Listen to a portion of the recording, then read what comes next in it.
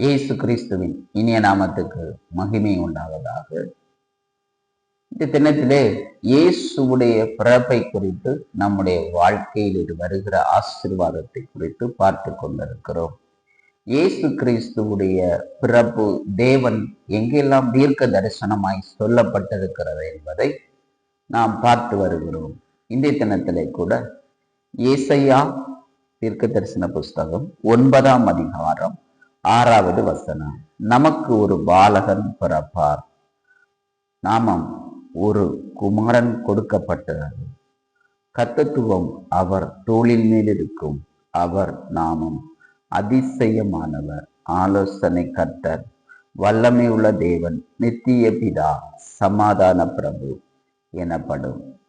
இந்த இடத்திலே பார்க்கும்போது பாலகன் பிறப்பார், இயேசு பூமியில் பிறப்பார், அவருடைய குணாதிசயங்களை குறித்தும் அவருடைய வல்லமையை குறித்தும் தேவன் அவர் மேல் வைத்திருக்கிற அதிகாரத்தை குறித்தும் இந்த இடத்திலே அது சொல்லப்பட்டிருக்கிறது. அவரை குறித்து சொல்லும் போது அவர் அதிசயமானவர், அதிசயமான தேவன். இயேசு அதிசயமான தேவன். அவர் நமக்காக தேவன் இந்த பூமியிலே கொடுக்கப்பட்டார்.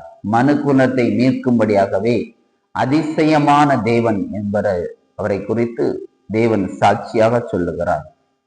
அவரை குறித்து சொல்லும்போது ஆலோசனை கர்த்தர், அவர் ஆலோசனை உள்ள தேவன். நம்முடைய வாழ்க்கையிலே சில பிரச்சனைகள் மூலமா வருகிற காரியங்கள் எல்லாத்துக்கும் அவர் ஆலோசனை கொடுத்து சரி செய்ய அவர் வல்லமை உள்ளவராயிருக்கிறார். அது மாத்திரமல்ல, அவர் வல்லமை உள்ள தேவன், அவர் வல்லமை உண்டு. அவருக்கு எவ்வளவு பெரிய பிசாசின் கிரியைகளையும் அதை மாற்றுவதற்கு வல்லமை உண்டு. அவர் மேல எந்த பெரிய நோய்கள் நொடிகள் வந்தாலும் அந்த வல்லமையினாலே நம்மளை சுகமாக்க அவருக்கு வல்லமை உண்டு என்று தேவன் சொல்லுகிறார். அது மாத்திரம் நித்திய பிதா, அவர் நித்தியமாகவே வாழ்கிற தேவனாயிருக்கிறார் என்று சொல்லப்பட்டிருக்கிறது. அது மாத்திரமல்ல, அவர் சமாதானத்தின் பிரபு. அவர் சமாதானம், நமக்காகவே சமாதானம் சொல்லுகிற ஒரு பிரபாக அவர் இருக்கிறார் என்பதை வேதத்திலே தெளிவாக நம்ம பார்க்கிறோம். இயேசுவை நமக்காக கொடுக்கப்பட்டார். இந்த பூமியிலே தேவன் நமக்காகவே அனுப்பி வைக்கப்படுகிறார். அது ஒவ்வொரு நாட்களும் தேவன் நமக்கு எப்படி செய்கிறார் என்பதை பார்த்து கொண்டிருக்கிறோம்.